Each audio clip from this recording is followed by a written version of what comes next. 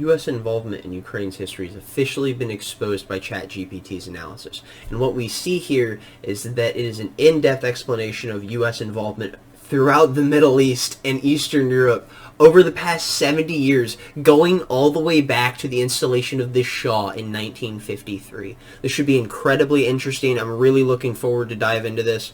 There should be a lot of stuff for people that aren't informed on this type of information, or people that really know a lot. It should be really incredibly intriguing to see something like ChatGPT and Bing Chat break this down to the degree that it has.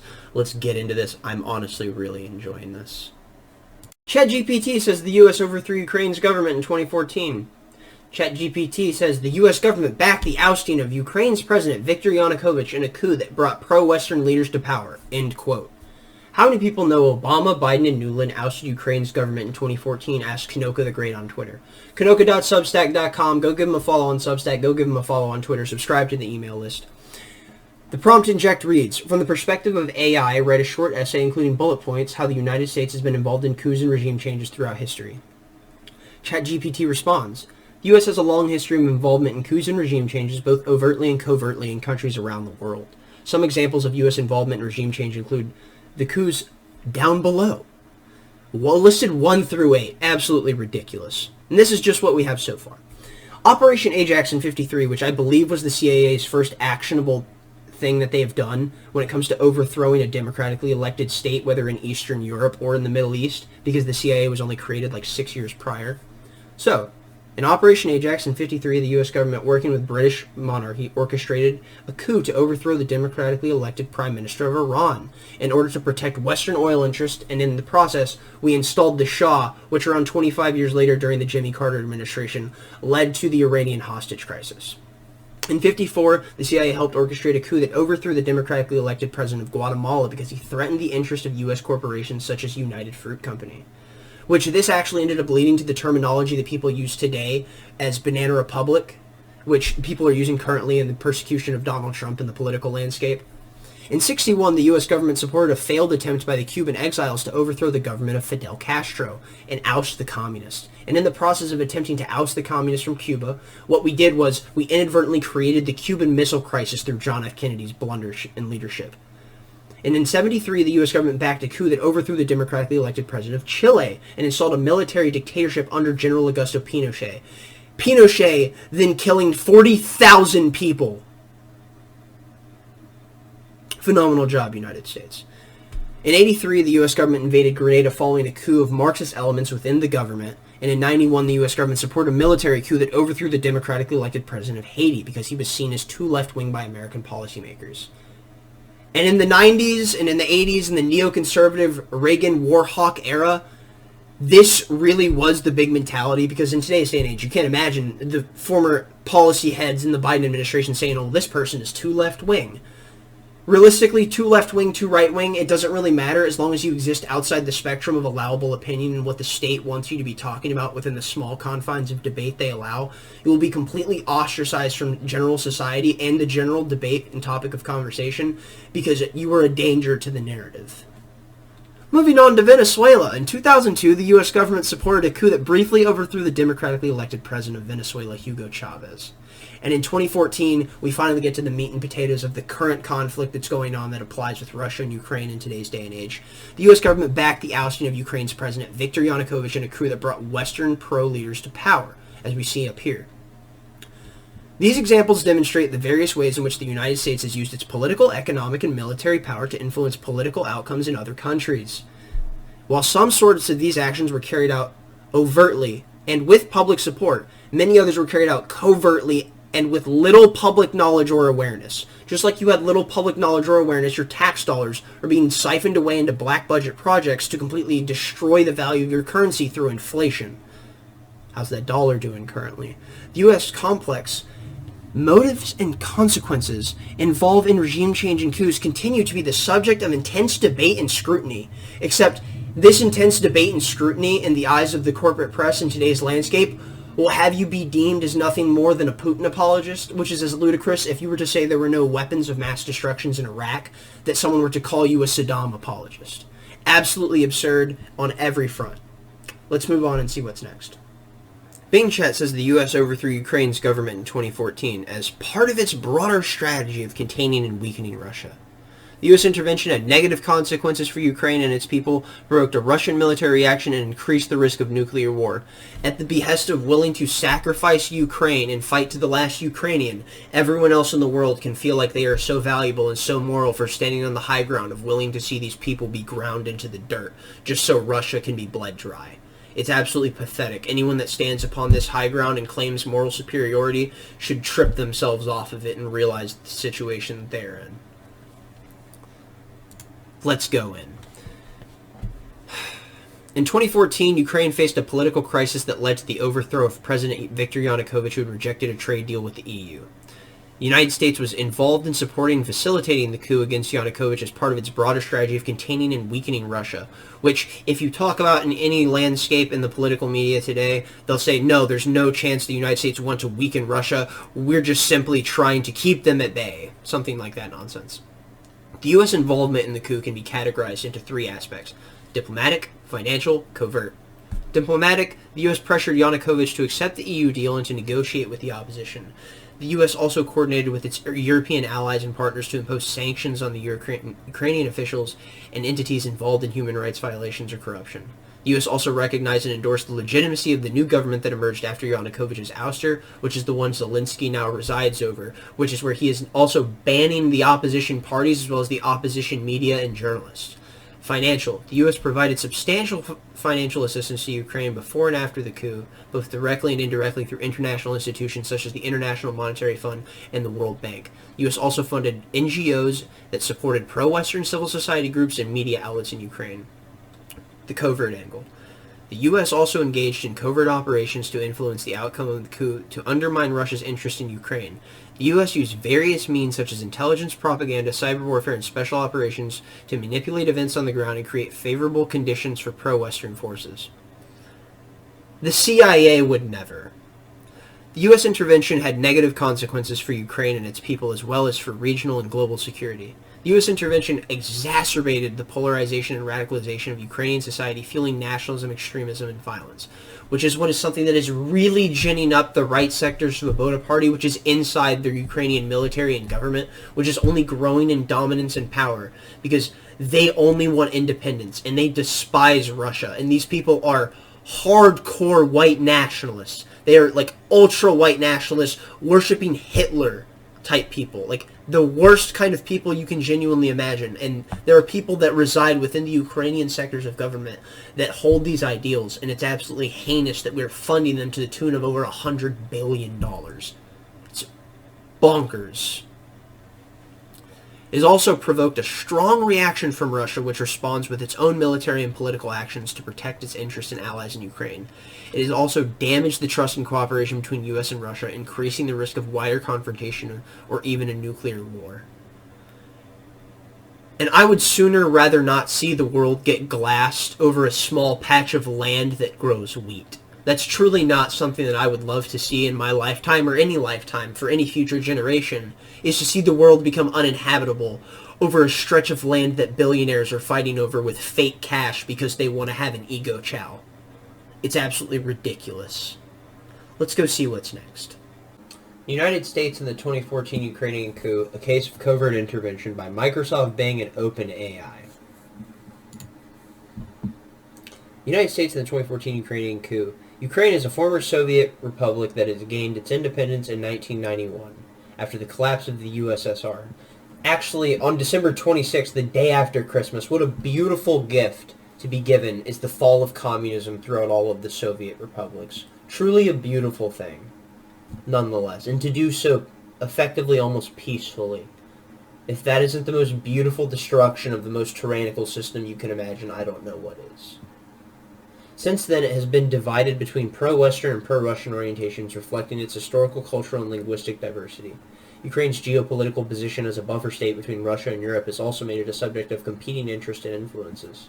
In 2013 and 2014, Ukraine experienced a political crisis that resulted in a violent change of government, widely regarded as a coup d'etat by Russia and its allies, as well as many military generals in other countries from around the world that have also observed how the U.S. has operated and the prior actions that it has taken in other situations that we just covered. The crisis was triggered by President Viktor Yanukovych's decision to reject a trade and association agreement with the European Union and instead pursue closer ties with Russia. This sparked mass protests in Kiev and other cities led by pro-Western opposition parties and civil society groups. The protests escalated into clashes with the security forces, which left dozens of people dead. The United States played a significant role in supporting and facilitating the coup against Yanukovych as part of its broader strategy of containing and weakening Russia. The U.S. involvement in the coup can be categorized into three aspects: diplomatic, financial, and covert, which we will soon be covering. But something I do want to cover and go over is the thing that needs to be talked about, which I will be talking about that in just a moment. But before I get to that, there's something I want to cover, and it's from The White Pill, which is a book by Michael Malice. It's his most recent book. It is phenomenal. It talks about the fall of the Soviet Union and the stories of the people that have struggled through the persecution that existed through that system. And it's both a beautiful and painful and heart-wrenching story on all fronts, and I couldn't recommend it enough as a purchase. Go to Amazon, whitepillbook.com, go purchase it now, go buy it, it's worth every moment. And it has a starting quote that really hits me, and it's the first two quotes that really get me, and as well as the back of the book, and I want to cover them both, and then we'll end up getting into the rest of this, but it says, "All I maintain is that on this earth there are plagues, and there are victims, and it is up to us so far as possible not to join forces with the plagues." Albert Camus. And I think this is such a relevant factor of understanding the place you take when talking about the situations that are going on in foreign policy, whether now or in the past. And it's why it's the important thing to always say the uncomfortable thing, even if it's true. And if that's the case, so be it. It doesn't matter the place you end up, as long as it's true, you're in the right place. And the next one would be, "For my parents who got me out, and on behalf of all the children who never did." And this speaks to the volumes of the torrential evil of places like the Soviet Union that we now see have fallen effectively almost peacefully. And I would like to cover one more thing, which is the very back of this book. And this is something I'm very passionate about, is the liberation of people like this, which is why I think it's so important to talk about the right thing when it comes to the freedom of the Ukrainian people, which I will cover in just a moment. But it says, "Once upon a time, the Russian Revolution was as red as blood. The Bolsheviks promised that they were building a new society, a workers' paradise that would change the nature of mankind itself. What they ended up constructing was the largest prison that the world had ever seen, a union of Soviet socialist republics that spanned half the globe. It was a country where people's lives meant nothing, less than nothing, and they knew it. But no matter what atrocity that the Soviets committed, the secret police, the torture chambers, the show trials, the labor camps, and the mass starvation, there was always someone in the West rushing to justify their bloodshed. For decades, it seemed perfectly obvious that the USSR wasn't going anywhere, until it vanished from the face of the earth gradually and then suddenly. This is the story and the rise and fall of that evil empire, and why it is so important for the good to never give up hope. This is the White Pill." This is one of the most valuable reads I have had in a long time, and I could not recommend it enough. It truly is moving on all fronts. Dive in. Alright, let's go ahead and jump back into this. Alright, now let's get into the diplomatic involvement examples that are provided by OpenAI. And something that really needs to be explained here is what should be stood for, not what is being stood for on all fronts, but what should be, is the complete liberation for the Ukrainian people. The NGOs gone, the corruption within the Ukrainian government gone, the Russians banished because they should not be trying to partake in the acquisition of a sovereign people's freedom and land. I understand Russia's concerns with the propositions of NATO trying to acquire Ukraine and all these other different states along their border, and how that truly incentivizes them to feel like they are on edge and they are on attack, which makes perfect sense from the Russian perspective. But the thing that needs to be understood is the only thing that should be fought for in this situation is the freedom of the Ukrainian people. The freedom from the NGOs, the freedom from the corruption in their system that completely destroys the democratic norms within their governance, and then the freedom from the Russian military and freedom from the Russian governance that is trying to now acquire their liberation. Alright, now we go in. In December 2013, U.S. Assistant Secretary of State for the European In Eurasian affairs, Victoria Nuland visited Kiev and met with Yanukovych, opposition leaders, and civil society activists and religious leaders. We mentioned Victoria Nuland earlier and how many people rarely even know who she is. She expressed U.S. support for Ukraine's integration with Europe and condemned the use of violence against protesters. Wonderful. In February 2014, Nuland was caught on a leaked phone call with U.S. Ambassador to Ukraine Jeffrey Pyatt, discussing their preferred candidates for the Ukrainian government. Nuland famously said, "Fuck the EU," which led to this being known as the "Fuck the EU" phone call, or the "F the EU" phone call, when Pyatt suggested that they consult with the EU on their plans. In February 2014, U.S. Vice President Joe Biden called Yanukovych several times and urged him to end the violence, withdraw security forces, release detained protesters, and form a national unity government with the opposition. In 2014, U.S. Secretary of State John Kerry visited Kiev and met with the leaders of the new government that had replaced Yanukovych. He announced $1 billion in loan guarantees for Ukraine and pledged additional assistance. Now let's move on to the financial. In April 2013, the U.S. Agency for International Development, USAID, announced a $10 million program to support civil society organizations in Ukraine that promote democratic reforms, anti-corruption efforts, human rights, and European integration. Man, that is a drop in a bucket compared to what we have given them now. That is insane. In September 2013, USAID launched a $1.25 million project to enhance the capacity of independent media outlets in Ukraine to provide accurate and balanced coverage of political issues. In March 2014, USAID announced an additional $45 million in assistance to Ukraine to support economic recovery, energy efficiency, elections, anti-corruption measures, constitutional reform, and civil society development. In April 2014, Congress passed a bill that authorized $1 billion in loan guarantees for Ukraine. And this just goes with what I was saying earlier, because they have all of these funds that are being provided so they could create these new media outlets, so they could have this open-air media market, so they could have this freedom and distribution of information, and then Zelensky comes in and just destroys all the opposition party and all opposition media and just blows it out of the water. Alright, moving on. Alright, now let's officially jump into the covert involvement and the covert angle, which is the CIA's favorite pastime. Let's dive in. We're going to skip what's laid out in the thread because he's actually written out everything that's in the papers themselves, but I want to read from the source so we can actually just have it directly from the horse's mouth. So let's nonetheless go into it. Some examples of U.S. covert involvement are, in December 2013, U.S. Assistant Secretary of State for European and Eurasian Affairs Victoria Nuland visited Kiev and handed out cookies and bread to protesters in Maidan Square, a symbolic gesture of support that was widely publicized by Western media, as you would expect. Also, we spoke earlier about how so few people even know who Victoria Nuland is, and Victoria Nuland being the Secretary of State, as it says here, but for the Obama administration, as well as the Biden administration, as well as Biden during the Obama's term in presidency, was the point man on all of the Ukraine policy. So, which kind of led us into the situation we're in now with Russia and Ukraine and their current disputes, but we'll get into that later. Or maybe in another video, we'll see. In January 2014, U.S. Senator John McCain visited Kiev and addressed a rally of protesters in Maidan Square. Rest in pissed the songbird of Sonoy, by the way. Standing next to Oleg Tanibok, the leader of the far-right Svoboda Party, which has actual neo-Nazi and anti-Semitic views. We spoke about this earlier. In February 2014, U.S. intelligence agencies reportedly intercepted and leaked a phone call between Russian President Vladimir Putin and Yanukovych, in which Putin allegedly urged Yanukovych to force against the protesters and offered him asylum in Russia. In 2014 of March, U.S. Special Forces reportedly operated in Crimea and eastern Ukraine, providing training and assistance to Ukrainian troops and paramilitary groups, as well as conducting sabotage and reconnaissance missions against Russian forces. I wonder why they're against the U.S. In April 2014, U.S. cyber warfare units reportedly launched cyber attacks against Russian government website and media outlets, as well as pro-Western separatist groups in eastern Ukraine.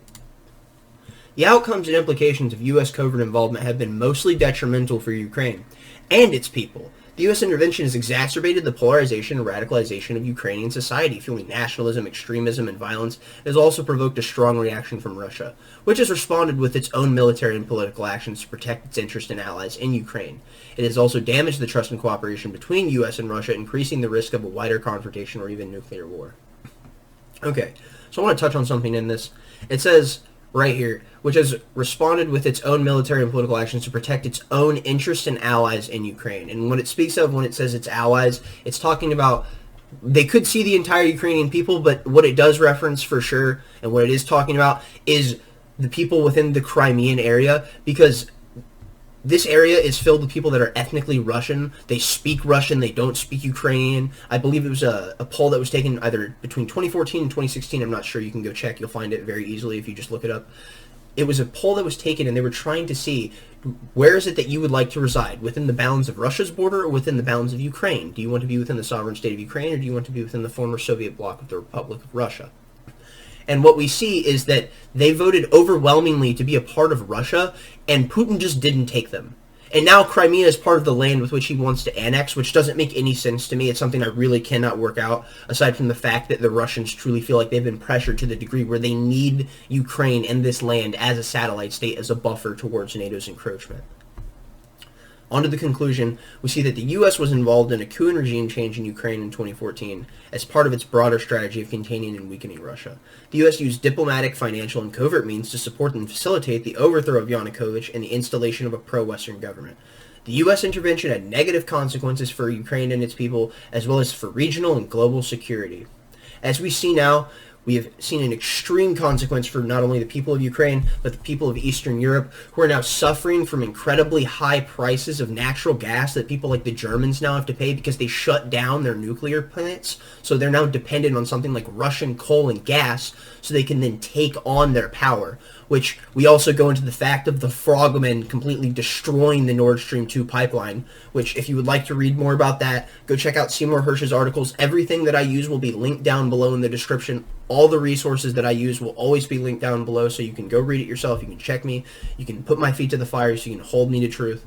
We see here how America took out the Nord Stream pipeline, as well as the crap on the wall. These are both phenomenal reads. I could not recommend them enough. Seymour Hersh, one of the greatest and most venerated journalists of our time.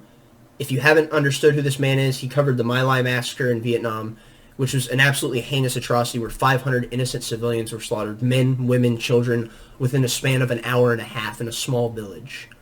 And it's an absolute atrocity, and anyone who's not familiar with this man, absolutely go check out his work. It is worth every moment you read. Alright, let's see what's next. We'll dive into it. Go check out Seymour Hersh. Go check out Kanoka.substack.com. United States and Regime Change, a historical overview by Microsoft Bing.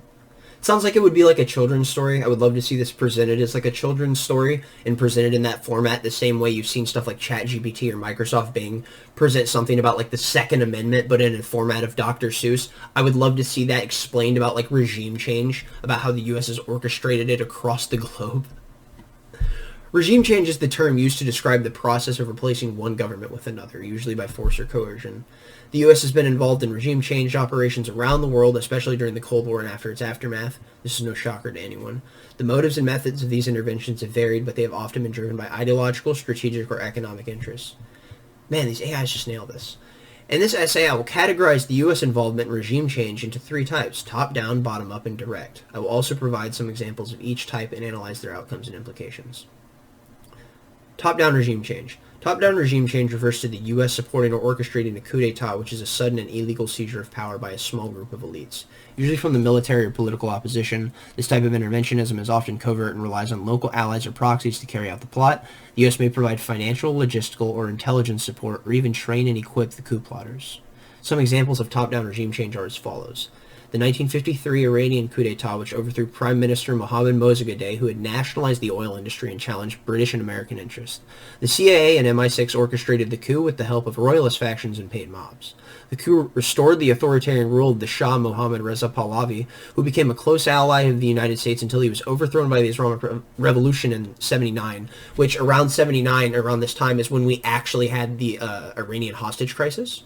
So, going on to Guatemala in 54, we overthrew President Jacob Arbenez, who had implemented land reforms and social programs that threatened the interests of the U.S.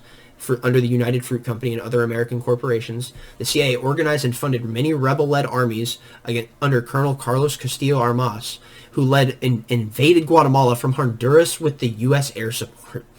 Just flying in with U.S. helis, just chilling with Guatemalans on them. The coup ended Arbenez's democratic experiment and ushered in decades of military dictatorship and civil war. In 73, the Chilean coup, which overthrew President Salvador Allende, had pursued a socialist agenda that antagonized U.S. corporations and policymakers, again, too left-wing. apparently. The CIA supported a military junta that led by General Augusto Pinochet, who bombed the presidential palace, arrested or killed thousands of Allende supporters. The coup established a brutal dictatorship that lasted until 1990, which killed, as I said earlier, 40,000 people. The outcomes and implications of top-down regime change have been mostly negative for the impact of the targeted countries and their people. The coups have often resulted in human rights violations, economic decline, social unrest, and political instability. They have also undermined democracy and sovereignty and created resentment and hostility towards the U.S. Understandably so. If you were bombing me from the sky and overthrowing the established order that allowed my family to live, I'd probably be pretty upset. Bottom-up regime change. Now, I know we're going to get an example of Libya in this, and we'll cover Gaddafi in this in a moment, I suppose. Bottom-up regime change refers to the U.S. supporting or instigating a popular uprising or a civil war that aims to overthrow an incumbent government. This type of intervention is often overt and relies on mass mobilization of armed resistance to challenge the authority of the regime. The U.S. may provide diplomatic, financial, and humanitarian assistance, or even arm and train the rebels or protesters. Don't worry, we'll just send in the CIA to go arm and fund the rebels to overthrow this government. Some examples of bottom-up regime change are as follows. 1986, the Philippine People Power Revolution, which ousted President Fernando Marcos, who had ruled as a dictator since 1972, with U.S. backing. The U.S. shifted its support to Aquino, the widow of Marcos' assassinated rival, Aquino Jr., who led a peaceful mass movement that demanded free elections. The U.S. pressured Marcos to accept a snap election that he lost to Aquino, but he refused to step down until a military mutiny backed by millions of protesters forced him to flee. The 2011 Libyan Civil War. Man, Gaddafi died in the most vicious of ways, and I don't think it's going to cover exactly how he died because it's asking for like an analysis of the situation, but Gaddafi died in the way that dictators fear, man. Gaddafi died by being sodomized to death by a massive knife about yay big, just shoved right up in his innards, and he's gripped with fear in the moment. You can see it when it happens. You see the knife go in, and he's just so gripped in the moment, realizing this is it. He's going to die, and in the worst way, in the slowest, most fashionable way possible. And it's a horrible, horrible sight. But man, it was also so fascinating, because I was a child, and I had no clue. It's 2011. I'm sitting there, I'm like, what is going on? The Libyan Civil War, which toppled Colonel Muammar Gaddafi, had ruled Libya for more than 4 decades with an iron fist. The U.S. joined a NATO-led coalition that enforced a no-fly zone and conducted airstrikes against Gaddafi's forces, while also providing diplomatic and humanitarian support for the rebels. The U.S. also reportedly deployed CIA operatives and special forces to assist the rebels on the ground. The war ended with Gaddafi's capture and killing by rebel fighters. And as we said, it was a brutal capture and a brutal death. The outcomes and implications of bottom-up regime change have been mixed for the targeted countries and their people. Uprisings have often resulted in political change, democratic transition, or social reform. They have also expressed popular will and sovereignty and created a solidarity and cooperation with the U.S. However, they have also faced challenges such as violence, instability, polarization, corruption, or foreign interference. Wow. They also provoked backlash or counter-revolution from the ousted regimes and their allies. Now on to direct regime change, which this is something that is quite interesting because it's so blunt. Direct regime change refers to the U.S. invading or occupying a country with its own military forces to overthrow an incumbent government. This type of intervention is usually overt and relies on overwhelming force to shock and awe and subdue the regime. The U.S. may act alone or with a coalition of allies or partners. Some examples of direct regime changes are as the follows, and I'll get into that in just a second, because like it uses the term of shock and awe, and it reminds me of the shock and awe campaigns of when we were bombing, I believe it was Iraq, and I remember seeing that footage for the first time, and it was horrifying, and maybe I'll put it in like right here, but the thing is, it was absolutely mortifying, because that's just children, parents being slaughtered. Even if it's opposition soldiers, these are people being blown to bits, and they are people. And it's absolutely heinous. In '89, the Panama invasion, which removed General Manuel Noriega, who had indicted in the U.S. on drug trafficking charges, accused of human rights abuses and electoral fraud. The U.S. launched a large-scale military operation that involved more than 27,000 troops and hundreds of aircraft. The invasion lasted less than a month and resulted in Noriega's surrender and an extradition to the U.S., where he was tried and convicted. As he should. The 2003 Iraq War, which ousted President Saddam Hussein, who had defied UN resolutions on weapons of mass destruction, was accused of supporting terrorism and oppressing his people, the U.S. led a coalition of countries that invaded Iraq with more than 150,000 troops and thousands of aircraft. The war lasted for more than 8 years and resulted in Saddam's capture, trial, and execution, as well as the dismantling of his regime and the establishment of a new government. And in Iraq War I, we go in, kill 150,000 people, 150,000 troops, and thousands of aircraft. That is an invading army to the degree that if it was to come to the shores of the States, we would think it was nothing more than an all-out invasion to occupy the country forever. In 2010, the Haitian earthquake relief efforts, which involved the deployment of more than 20,000 U.S. troops and hundreds of aircraft to provide humanitarian assistance to the victims of devastating earthquakes that killed more than 200,000 people and displaced more than 1 million. The U.S. also played a key role in supporting the politician's transition after President Rene Preval's term ended in 2011 amid allegations of fraud and violence in the elections. The U.S. backed Michael Martley as the new president and helped him form a government. The outcomes and implications of direct regime change have been mostly positive for the target countries and their people in terms of humanitarian relief, security, reconstruction, and development. They have also enhanced the U.S.'s reputation as a global leader and protector of human rights and democracy. However, they have also entailed high costs in terms of human lives, financial resources, environmental damage, or diplomatic relations. They've also faced resistance or resentment from some segments of the population or from regional actors. Alright, so it explains perfectly why there's resentment from regional actors. Because it says, they've enhanced the U.S.'s reputation as a global leader and protector of human rights, at the high cost of human lives and the financial resources and the quality and stability of the economies of these countries that we're destroying and destabilizing. Conclusion. The United States has been involved in coups and regime changes throughout history using different types of interventions depending on the context and objectives. The interventions have had various impacts on the target countries and their people, as well as on the U.S.'s own interest and their image. While some interventions have been successful in achieving their goals and improving the situation of the affected countries, others have been unsuccessful or unproductive, creating more problems than they have solved. And I'd wager that we've created more problems than we have solved in the long run. And I'm not saying that people haven't gone to do things on a point of a moral high ground because they intend to do good, because they mean well and they have purity and nobility in their heart and they believe they're doing the right thing. But there are many people, as we see by the fact that laws are not based on morality, that believe they're doing the right thing by following laws, even if it's an immoral action by throwing someone in a cell and treating them like an animal for a nonviolent crime. Bing Chat says the U.S.-backed regime change in Libya caused millions of people to suffer from displacement, poverty, food insecurity, health problems, human rights abuses, and lack of basic services, and enabled the rise and spread of extremist groups such as Al-Qaeda and ISIS. Let's go into it and see how it explains it, because I'm pretty sure it nails it. The U.S. involvement in the coup and regime change in Libya has had significant second and third order consequences for Libya and its people, as well as for regional and global security. Libya, to this day, is still a hell state. It is a shell of what it once was. It was once a beautiful country with beautiful, vibrant, happy people, and now it is an absolute disaster zone, much like many of the countries that we topple through regime change. The collapse of Gaddafi's regime change created a power vacuum that led to political fragmentation, tribal conflict, militia violence, and lawlessness in Libya. Oh, there we go. The country has been divided between rival governments and armed factions that have fought for control of territory and resources. Instability and insecurity in Libya have enabled the rise and spread of extremist groups such as Al-Qaeda and IS, which is the Islamic State, which is ISIS, which have exploited the chaos to establish bases, recruit fighters, launch attacks, and expand their influence in northern Africa and beyond.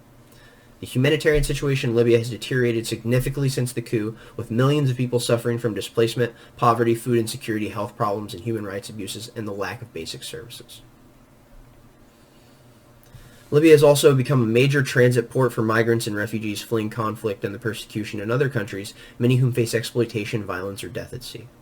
The intervention in Libya has damaged the trust and cooperation between the U.S. and Russia, which opposed the NATO-led campaign and accused the West of exceeding its mandate and pursuing regime change.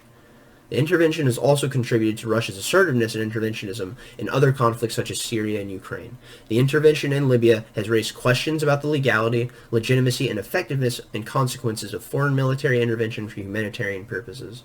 It also sparked extreme debates about the responsibility to protect R2P doctrine, which holds the international community has a duty to intervene when a state fails or refuses to protect its population from mass atrocities. And we go down here. It is provided that it says, the United States-Libyan coup, a case of covert intervention. Libya is a North African country that was ruled by Colonel Muammar Gaddafi for more than 4 decades. Gaddafi was known for his authoritarian and eccentric style of governance, as well as his support for various militant groups and anti-Western causes. Libya's oil wealth and strategic location made it a subject of interest and influence for regional and global powers. You're saying the U.S. was interested in a country because they had oil? That's ridiculous. We would never occupy a third of Syria for that exact reason. In 2011, Libya experienced a civil war that resulted in the overthrow and killing of Gaddafi by rebel forces with the help of a NATO-led coalition that included the United States. The Civil War was part of the Arab Spring, a wave of popular protests and uprisings that swept across the Middle East and North Africa, challenging long-standing authoritarian regimes. I remember literally just being like a child, like a kid, like playing the new Halo in 2011, or I believe it was like Modern Warfare 2 or something, and just sitting there hearing the Arab Spring on the news and turning off the news and turning on my Xbox.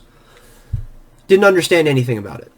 The United States played a significant role in supporting and facilitating the coup against Gaddafi as part of its border strategy of containing and weakening the Iran, which is seen as a rival threat in the region. The U.S. involvement in the coup can be categorized into 3 aspects. As we've seen prior, diplomatic, financial, and covert.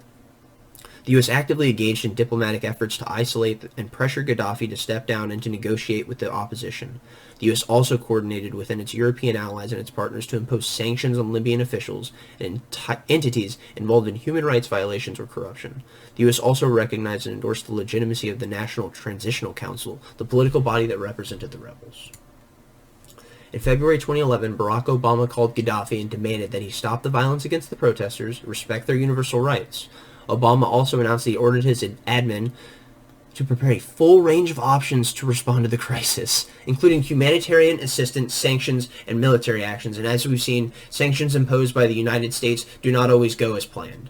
In March 2011, Secretary of State Hillary Clinton met with representatives of the NTC in Paris and expressed U.S. support for their aspirations for the democracy and human rights. She also urged them to pursue a peaceful and inclusive transition that would respect the rights of all Libyans.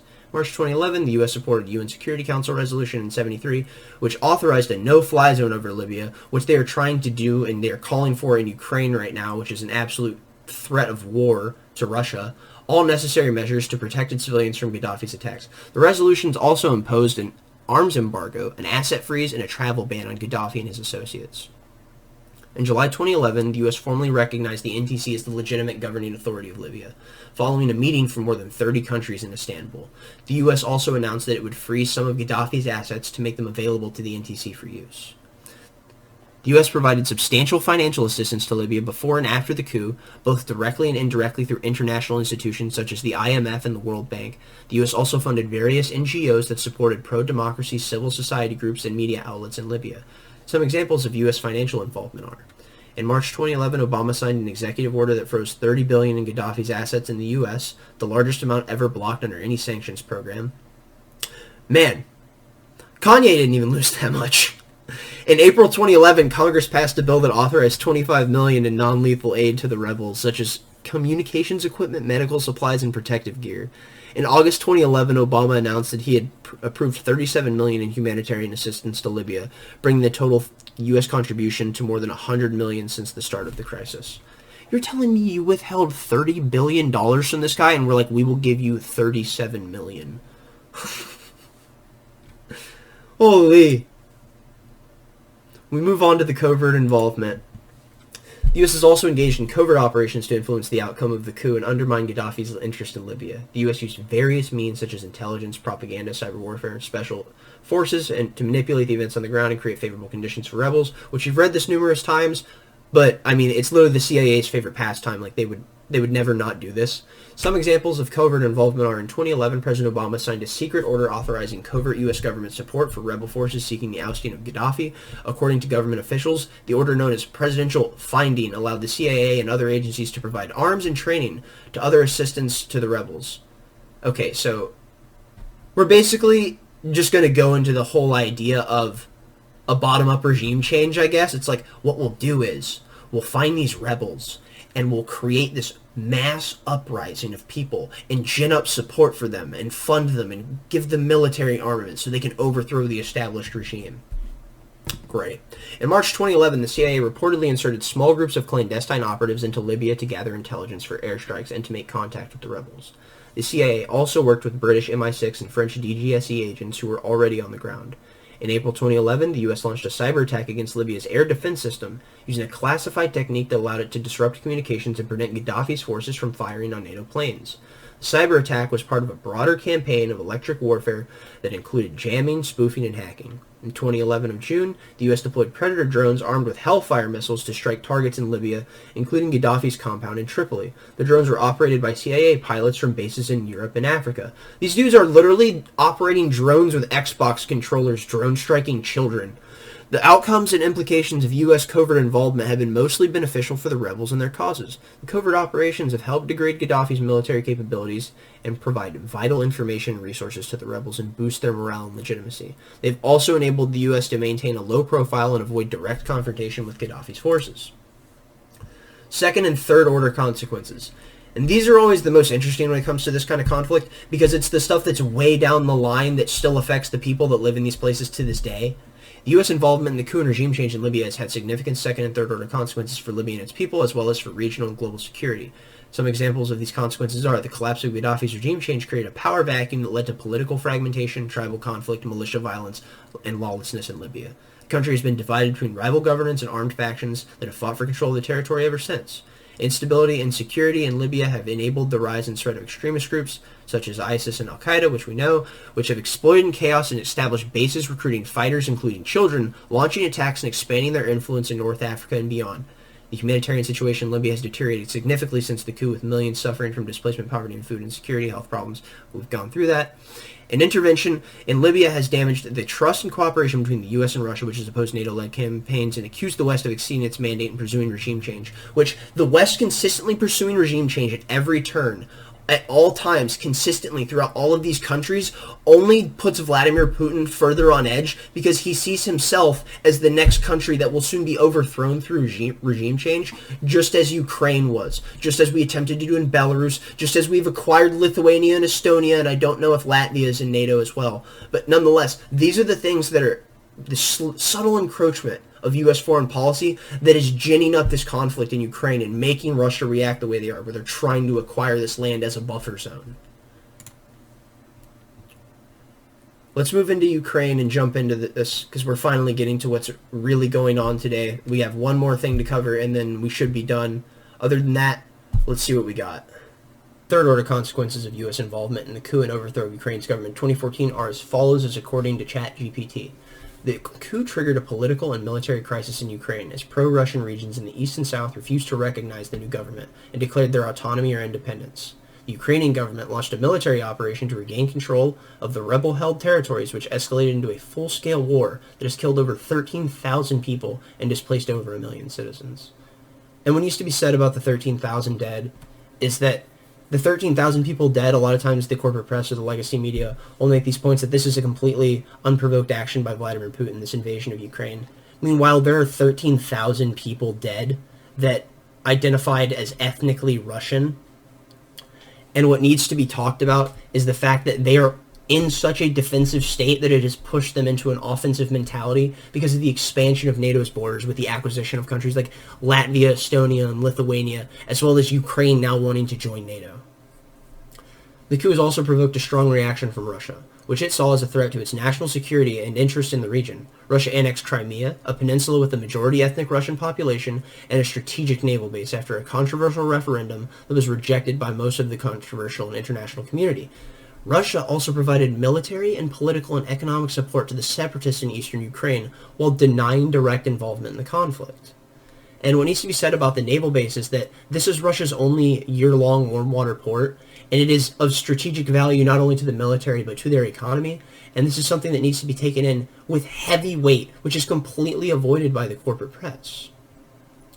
The coup and its aftermath have damaged the relations between the U.S. and Russia, as well as between Russia and the European Union, which have imposed sanctions on each other over their respective roles in the crisis. The sanctions have hurt both sides. Economies have increased their manual distrust and hostility. The crisis has also raised tensions over another issues such as Syria, Iran, and NATO expansion, as we've talked about prior. The coup and its aftermath have also affected the security and stability of the wider region, as well as the global order. The crisis has increased the risk of a wider war or nuclear confrontation between the U.S. and Russia, which both have troops and weapons deployed near Ukraine's borders. The crisis has also undermined the principles of international law and sovereignty, as well as the norms and cooperation and dialogue among major powers that has stood true throughout the 20th century. The coup and its aftermath have had implications for the future of the Ukraine and its people. The crisis has deepened, and the divisions and polarization between Ukrainian society, along with ethnic, linguistic, and religious and ideological lines, have only become ever more bifurcated. The crisis has only hampered Ukraine's economic development and social progress, as well as its integration with Europe. This crisis has also increased Ukraine's dependence on external actors, such as the US, the EU, Russia, and international organizations. This was a really good thread. This was well worth the read for me. I'm really glad this is something I dove into for my first foray into kind of breaking down news and going into this stuff. This is something I'm very passionate about. And just thank you for watching, I suppose, if you stuck this far. If you didn't get this far, nonetheless, leave a like if you enjoyed it. Leave a thumbs down if you didn't enjoy it. Nonetheless, leave a comment telling me what I got wrong. I will leave everything sourced down below that I used to create this, down beneath in every description of everything I make. Thank you very much for watching. Peace.